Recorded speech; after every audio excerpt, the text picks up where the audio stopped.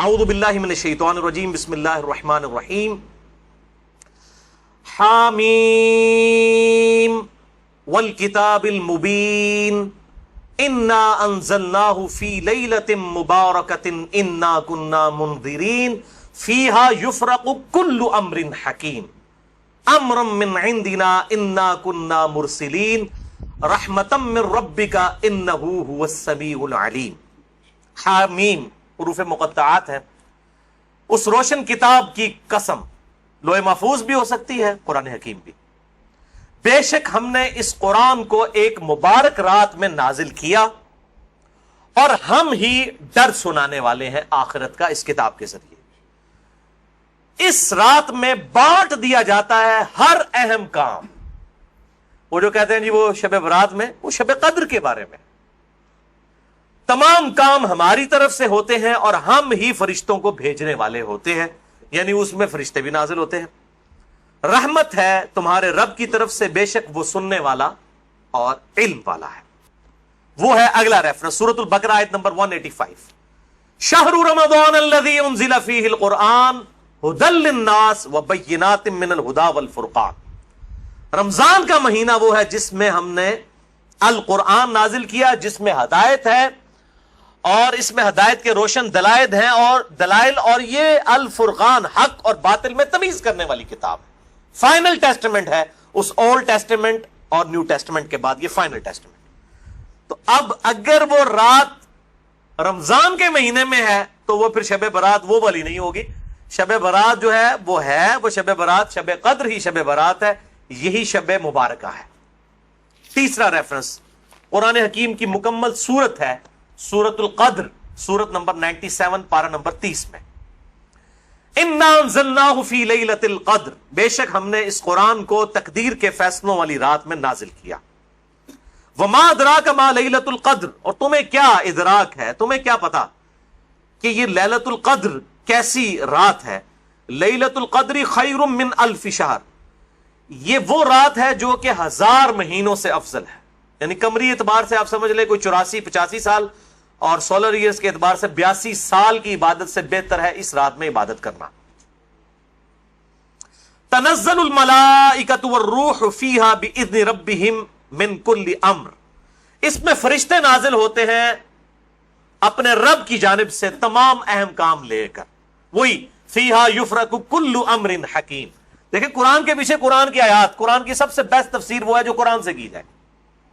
سلام، یہ رات سراپا سلامتی ہے، ہی حتی مطلع الفجر، اور یہ سلامتی ہے فجر کا وقت شروع ہونے تک، طلوع فجر تک۔ ویسے تو بخاری و مسلم کی میں نے حدیث بیان کی کہ پورا سال ہی آخری تہائی رات میں اللہ تعالیٰ کی طرف سے ندا آتی ہے، لیکن اس کی خصوصیت یہ ہے کہ مغرب کا وقت شروع ہونے سے لے کر طلوع فجر تک یہ پوری کی پوری رات اللہ تعالیٰ کی طرف سے ایک خاص رات ہے جس میں فرشتے نازل ہوتے ہیں، اہم کام بانٹے جاتے ہیں، تقدیر کے فیصلوں کی رات ہے۔ تو یہی شب قدر ہے، یہی شب برات ہے، یہی لیلہ مبارکہ ہے، یہ سارے کے سارے نام اسی پہ فٹ بیٹھتے ہیں۔ اب آخر میں 10 صحیح الاسناد احادیث اور 10 کی 10 جو ہیں وہ میں مشکات سے ان کے نمبرز بھی بتا دوں گا، اور بخاری اور مسلم پرائمری بکس کے نمبر نہیں بتاؤں گا، مشکات کے نمبر بتاؤں گا جو انسائکلوپیڈیا آف حدیث ہے۔ پہلی حدیث صحیح بخاری صحیح مسلم دونوں میں ہے، مشکات میں ہے 1958۔ آپ صلی اللہ علیہ وآلہ وسلم نے فرمایا جو شخص ایمان اور احتساب کے ساتھ، احتساب کہہ دیں گے آپ 3 چیزوں کو جوڑ کے، اخلاص، ثواب اور اصلاح نفس، جو ایمان اور احتساب کے ساتھ رمضان کے مہینے کے روزے رکھ لے، اللہ تعالیٰ اس کے سابقہ سارے گناہوں کی مغفرت فرما دے گا۔ اور جو ایمان اور احتساب کے ساتھ رمضان کی راتوں کا قیام کر لے، یعنی تراویح قیام اللیل کر لے، اس کے بھی سابقہ سارے گناہ معاف ہو جائیں گے۔ اور جو ایمان اور احتساب کے ساتھ لیلۃ القدر کا قیام کر لے، اس کے بھی سابقہ سارے گناہ معاف۔ دوسری حدیث بھی بخاری اور مسلم سے ہے، مشکات میں 2083۔ آپ صلی اللہ علیہ وآلہ وسلم نے فرمایا شب قدر کو رمضان کے آخری عشرے کی تاک راتوں میں تلاش کرو، 21ویں، 23ویں، 25ویں، 27ویں اور 29ویں۔ تیسری حدیث بھی بخاری اور مسلم سے ہے اور مشکات میں اس کا نمبر ہے 2086۔ آپ صلی اللہ علیہ وسلم نے رمضان کا پہلا عشرہ اعتکاف کیا، پھر دوسرا عشرہ بھی اعتکاف کیا، پھر سر مبارک خیمے سے باہر نکالا اور کہا کہ میں نے پہلا عشرہ اعتکاف کیا تھا شب قدر کی تلاش میں، لیکن مجھے نہیں ملی، دوسرے میں بھی نہیں ملی۔ پھر ایک فرشتے نے آ کے مجھے خبر دی کہ اس کو آپ آخری عشرے میں تلاش کریں، اگر تم میں سے کوئی اعتکاف میرے ساتھ کرنا چاہتا ہے تو کر لے۔ اور پھر آپ صلی اللہ علیہ وآلہ وسلم نے فرمایا مجھے خواب میں وہ رات دکھا دی گئی، اور اس میں مجھے رات میں وہ خواب میں دکھائی گئی، لیکن پھر مجھے بھلا دی گئی۔ سنقرئک فلا تنسى الا ما شاء اللہ، اے نبی ہم تمہیں پڑھائیں گے، تم کبھی نہیں بھولو گے مگر جب اللہ چاہے گا۔ بھلا دی گئی، اور اس کیوں بھلائی گئی وہ آگے بخاری کی حدیث بھی آ جائے گی۔ پھر بھلا دی گئی۔ بہرحال مجھے ایک بات یاد ہے کہ اس رات صبح کے وقت جب میں فجر کی نماز پڑھ رہا ہوں گا تو میرے ماتھے پر کیچڑ کا نشان ہوگا۔ یہ آپ کو خواب میں دکھایا گیا۔ اور اسی حدیث میں الفاظ ہیں کہ 21ویں رات جب آئی، یعنی 20ویں اور 21ویں روزے کی درمیانی رات، اس میں جب آپ نے 21ویں روزے کی جب فجر پڑھی تو اس رات کافی بارش ہوئی، مسجد نبوی کی چھت ٹپکنے لگی، اور ظاہر ہے کہ قالین وغیرہ تو نہیں ہوتے تھے، مٹی پہ ہی نماز پڑھی جاتی تھی، یہی افضل ہے۔ لہٰذا اہل تشیع کا پارشلی مقدمہ اس حوالے سے مضبوط ہے کہ مٹی پہ ہی سجدہ ہونا چاہیے۔ تو بہرحال آپ صلی اللہ علیہ وآلہ وسلم کے ماتھے پر مٹی کا نشان پڑ گیا۔ صحابہ کہتے ہیں جب نماز کے بعد آپ صلی اللہ علیہ وسلم جب رخ انور صحابہ کی طرف کرتے تھے تو انہوں نے دیکھا کہ آپ صلی اللہ علیہ وآلہ وسلم کے ماتھے پر مٹی کا نشان ہے، تو صحابہ کو پتہ چلا اچھا آج شب قدر تھی۔ بس صرف آپ نے قیام کرنا ہے رات کا، کوئی ایک رات اس میں ہوگی، اسی لیے دیکھیں یہ فکس بھی نہیں کر کے بتائی گئی کہ فلاں ہے، کہا گیا 5 ہیں، 21ویں، 23ویں، 27ویں، 25ویں، 27ویں اور 29ویں۔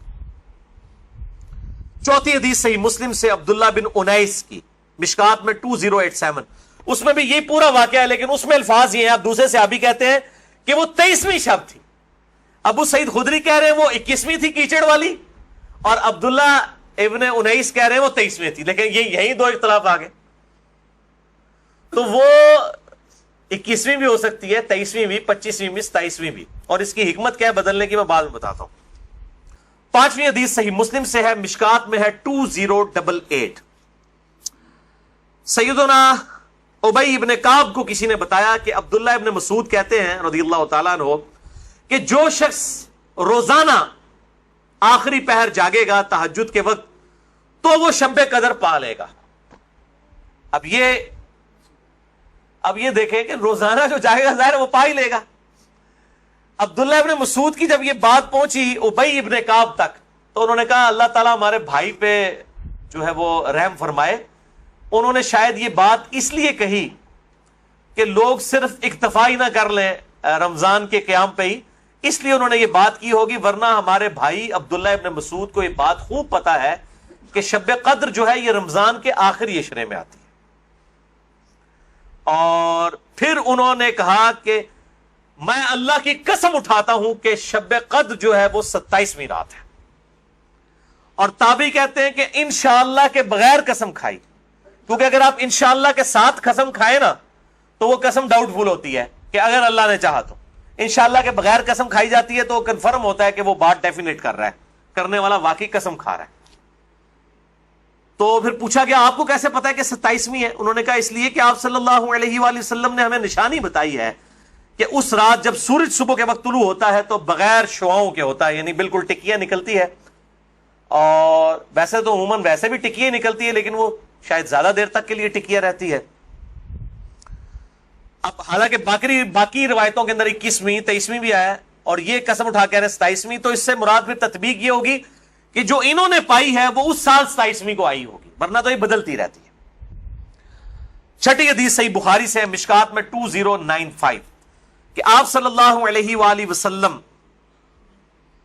شب قدر کا دن بتانے کے لیے کہ آپ کون سی رات کو یہ آئے گی باہر تشریف لائے، تو 2 مسلمان آپس میں جھگڑ رہے تھے۔ یہ جھگڑنے کی نحوست دیکھیں، آپ صلی اللہ علیہ وسلم بھول گئے اور آپ نے فرمایا کہ مجھے اللہ نے بتائی تھی وہ رات لیکن پھر مجھے بھلا دی گئی، سنقرئک فلا تنسى الا ما شاء اللہ۔ اور پھر آپ نے فرمایا کہ اس وجہ سے بھلائی گئی کہ 2 مسلمان آپس میں جھگڑ رہے تھے، اور پھر کہا ہو سکتا ہے کہ اللہ کی اسی میں بہتری ہو، یہ بھی ساتھ کہہ دیا، ورنہ انہوں دو مسلمانوں نے لوگ قیامت تک کوستے رہتے، بھائی اللہ نے بتانا ہوتا تو بعد میں بتا سکتے، اللہ کے لیے تو کوئی مسئلہ نہیں تھا، اسی میں بہتری ہو، اور یہ واقعی بہتری ہے۔ اور پھر فرمایا اب تم اسے 21ویں 23ویں اور 25ویں میں تلاش کرو۔ اب یہاں 27ویں 29ویں کا ذکر کوئی نہیں ہے، وہ الگ سے حدیث میں۔ تو حکمت یہ ہے بیسیکلی اس کو ڈیفرنٹ کرنے میں، تاکہ لوگ یہ پورا عشرہ جو ہے وہ اہتمام کریں۔ دوسرا لوگ کہتے ہیں جی جس رات میں قرآن نازل ہوا تھا وہ ہوگی تو کوئی ایک ہی رات نا، یا 21ویں ہوگی، یہ تو نہیں ہے کہ 14 اگست اس دفعہ جو ہے 14 اگست کو آئے تو اگلی دفعہ 14 اگست جو ہے وہ 21 اگست کو آ جائے، اس طرح تو نہیں ہوگا، 14 اگست تو 14 اگست کو ہی آئے گا۔ تو یہ کیا وجہ ہے کہ قرآن جس رات میں نازل ہونا شروع ہوا وہ تو یا 21ویں تھی یا 23ویں تھی یا 25ویں یا 27ویں یا 29ویں، تو اگلے سال بھی وہی ہونی چاہیے۔ تو یہ دنیاوی اعتبار سے تو یہ بات بالکل ٹھیک ہے، لیکن جب اللہ تعالیٰ نے اس کی سیلیبریشن اس طرح کر دی ہے کہ اس سال میں اس کی سیلیبریشن کروں گا 21ویں کو، اگلے سال 23ویں کو، اس سے اگلے سال 27ویں کو، اس سے اگلے سال پھر شاید 21ویں کو ہو جائے، پھر کبھی 29ویں کو، تاکہ یہ روٹیٹ کرتی رہے، مسلمانوں کا شوق برقرار رہے۔ اس میں نظر کچھ نہیں آنا ہوتا، بس قیام کرنا ہوتا ہے، اللہ تعالیٰ 82 سال کی عبادت کا ثواب لکھ دے گا۔ اور اس کا آسان طریقہ میں آپ کو اینڈ پہ 2 حدیثیں بتا دوں گا سست الوجود لوگوں کے لیے انشاءاللہ میرے جیسے۔ 7ویں حدیث بھی بخاری اور مسلم دونوں میں ہے، مشکات میں 2090۔ اما عائشہ کہتی ہیں کہ جب رمضان کا آخری عشرہ ہوتا تو آپ صلی اللہ علیہ وسلم عبادت کے لیے کمر بستہ ہو جاتے، خود بھی راتوں کو جاگتے اور اپنے گھر والوں کو بھی جگایا کرتے۔ اللہ تعالی ہمیں بھی اس سنت پر عمل کرنے کی توفیق عطا فرمائے، آمین۔ 8ویں حدیث صحیح مسلم سے ہے، مشکات میں 2089۔ اما عائشہ رضی اللہ تعالیٰ عنہ کہتی ہیں کہ آپ صلی اللہ علیہ وسلم جس قدر رمضان مبارک کے آخری عشرے میں عبادت اور سخاوت والا معاملہ کرتے تھے، پورا سال کبھی ایسا نہیں کرتے تھے، اس آخری عشرے میں خصوصاً۔ 9ویں حدیث تو ہے ہی بالخصوص پرٹیکولرلی اعتکاف کے حوالے سے، اور اعتکاف بھی بیسیکلی شب قدر کی تلاش کے لیے ہوتا ہے، کم از کم 10 دن مسجد میں ٹکا تو رہے گا نا، چلو ستے ہی لب گئی مسجد ہی تو مل جائے گی نا انہوں شب قدر، اور کوئی نہیں تو لوگ فجر اور عشاء کی نماز ہی جماعت سے پڑھا دیں گے۔ خراٹے لے رہے ہوں تو اعتکاف والوں کی تو ویسے ہی شامت آئی ہوتی ہے بیچاروں کی، اعتکاف والوں کو تو رات کو بھی نہیں سونے دیتے، اور درس بھی مجبوراً بیچارے اعتکاف والوں کو ہی سننا پڑتا ہے۔ تو بخاری اور مسلم میں حدیث ہے، مشکات میں 2097۔ اما عائشہ رضی اللہ تعالیٰ عنہ کہتی ہیں کہ آپ صلی اللہ علیہ وسلم رمضان کے آخری عشرے کا اعتکاف فرمایا کرتے تھے یہاں تک کہ آپ کی وفات ہو گئی۔ ہر سال اعتکاف کرتے تھے آپ صلی اللہ علیہ وآلہ وسلم۔ یہ سنت موقدہ کفایہ ہے، چند لوگ کر لیں تو باقیوں کی طرف سے ادا ہو جائے گی۔ اور پھر آپ صلی اللہ علیہ وسلم کی وفات کے بعد آپ کی بیویاں بھی مسجد نبوی میں اعتکاف کیا کرتی تھی۔ 10ویں حدیث جامعہ ترمذی میں ہے، سنن نبی داؤد میں ہے، سنن ابن ماجہ میں، مشکات میں 2102۔ انس ابن مالک کا بیان ہے کہ آپ صلی اللہ علیہ وسلم رمضان کے آخری 10 دن میں اعتکاف فرمایا کرتے تھے، لیکن ایک سال نہ کر سکے تو اگلے سال 20 دن کا اعتکاف فرمایا۔ وہ ایک سال وہ بیویوں کی وجہ سے ہی نہیں کیا۔ اور صحیح بخاری میں 2099 نمبر حدیث ہے کہ جس سال آپ کی وفات ہوئی یہ 20 دن والا اعتکاف آپ صلی اللہ علیہ وآلہ وسلم نے اس سال کیا تھا جس سال آپ کی وفات ہوئی۔ اور اس بخاری کی حدیث میں الفاظ ہیں کہ اس سال پھر جبرائیل علیہ السلام کے ساتھ 2 دفعہ دورہ قرآن کیا۔ اور بخاری مسلم میں آتا ہے نا جو سیدہ فاطمہ کے کان میں ایک بات کہی تھی کہ اس سال میرے ساتھ 2 دفعہ دورہ کیا جبرائیل نے، مجھے لگتا ہے کہ میری موت کا وقت قریب آ چکا ہے، تو وہ رو پڑی، اور پھر ایک اور بات کہی کہ تم جنتی عورتوں کی سردار ہو، تو وہ مسکرا پڑی۔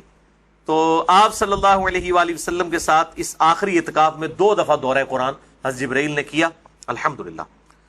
یہ تلک عشرۃ کاملہ 10 پوری ہوئی۔ اب آخری 2 حدیثیں شارٹ کٹ گفٹ کے طور پر شب قدر کا آسان قیام پانے کے لیے۔ پہلی حدیث صحیح مسلم سے ہے 1491 اور مشکات میں بھی ہے 630۔ سیدنا عثمان ابن عفان رضی اللہ تعالیٰ عنہ علیہ السلام کہتے ہیں کہ نبی صلی اللہ علیہ وآلہ وسلم نے فرمایا جس شخص نے عشاء کی نماز جماعت سے پڑھ لی گویا اس نے آدھی رات کا قیام کیا، اور پھر جس نے فجر کی نماز بھی جماعت سے پڑھ لی گویا اس نے پوری رات کا قیام کیا۔ اللہ اکبر کبیرہ والحمد للہ کثیرہ وسبحان اللہ بکرۃ واصیلہ۔ اور یار ایسے کر سکتے ہیں نا کہ رمضان کے آخری عشرے میں پورے عشرہ کر لو تو جفت آگ دا بھی رولا بن جاتا ہے چاند دی وجہ نال۔ پورا رمضان ہی اہتمام کریں، پورا سال ہی اہتمام کریں، فجر اور عشاء جماعت کے ساتھ اور کوئی رکعت فوت نہ ہو. اگر ایک رکعت بھی فوت ہوگی تو وہ پاکستانی انڈیا بنگلہ دیش والی جماعت ہے. اللہ کے حضور وہ جماعت نہیں لکھی جاتی. جماعت اسی صورت میں ہے کہ آپ کی 4 کی 4 رکعتیں امام کے ساتھ ہو, سلام امام کے ساتھ آپ پھیریں گے. تو یعنی امام کے رکوع میں جانے سے پہلے پہلے آپ قیام کی حالت میں اس کے ساتھ مل جائیں سورہ فاتحہ پڑھ کے, تو آپ کو وہ 4 رکعتیں ملیں گی, اور فجر کی 2 رکعتیں اس صورت میں. تو عشاء کی نماز آدھا قیام اور فجر کی بھی, اور رمضان میں تو ویسے ہی اٹھنا ہوتا ہے, بڑا آسان ہے الحمدللہ. دوسری حدیث جامعہ ترمذی میں ہے 806, سنن ابن ماجہ میں 1327, ترمذی میں 806. یہ واحد حدیث ہے آج کے پورے لیکچر میں جو مشکات میں موجود نہیں ہے. میں نے ترمذی اور ابن ماجہ کا نمبر بتا دیا. ابو ذر غفاری رضی اللہ تعالیٰ عنہ کہتے ہیں کہ نبی صلی اللہ علیہ وسلم نے فرمایا, جو شخص امام کے ساتھ قیام اللیل کر لے رمضان میں, یہاں تک کہ امام سلام پھیر کر فارغ ہو جائے, یعنی تراویح پڑھانے کے بعد, تو اسے پوری رات کے قیام کا ثواب ملے گا. اگر کوئی اکیلا تراویح پڑھتا ہے اس کے لیے فضیلت نہیں ہے یہ. جو امام کے ساتھ تراویح پڑھ لینا عشاء کے ساتھ ہی, اس کو پوری رات کے قیام کا ثواب ملے گا. اچھا, یہ جماعت کی جہاں پہ باتیں ہو رہی ہیں یہاں پہ عورتوں کو استثناء حاصل ہے. عورتوں کے لیے واجب نہیں ہے کہ مسجد میں جائیں, چلی جائیں, اگر کر سکتی ہیں تمام ضرور کریں. ان کو گھر میں بھی اللہ تعالیٰ انشاءاللہ تعالیٰ اس حوالے سے ثواب عطا فرما دے گا. خصوصاً عورتیں پوچھ رہتی ہیں جی ہم کہاں سے یہ جماعت, ہم یہ آسان طریقہ, تو عورتوں کے لیے پھر اس حوالے سے آسانی ہوگی انشاءاللہ تعالیٰ. تو قیام اللیل اور تراویح کے حوالے سے مسئلہ نمبر میرا 20 ہے. وطر کے حوالے سے مسئلہ نمبر 130 ہے. اور آج انشاءاللہ یہ نیو 44 شب قدر شب برات کے حوالے سے ریکارڈڈ ہو گیا اللہ کے فضل سے. رمضان کا آلریڈی 53 ہے, لیکن میں انشاءاللہ اگلے 2 ہفتوں میں اسے 2 نشستوں میں ریوائز کر کے ریکارڈ کروا رہا ہوں انشاءاللہ ڈیٹیل کے ساتھ, 53A اور 53B مسئلہ کے عنوان سے انشاءاللہ تعالی. اور ان طاق راتوں میں صلاۃ التسبیح کا بھی اہتمام کریں.